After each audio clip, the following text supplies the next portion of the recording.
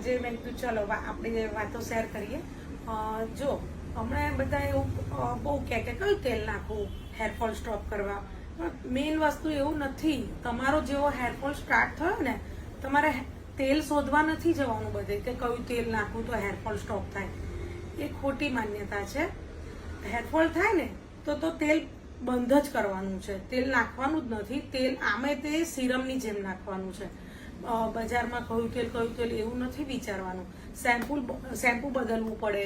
આખું એક બધા ટોપિક છે, મેં યુટ્યુબમાં નાખ્યા છે.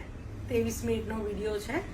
BI અને બીના બ્યુટી પાર્લર કરીને કોઈને હેરફોલ થવાનું સ્ટાર્ટ થાય ને તો ટેન્શનમાં નહીં આવી જવાનું.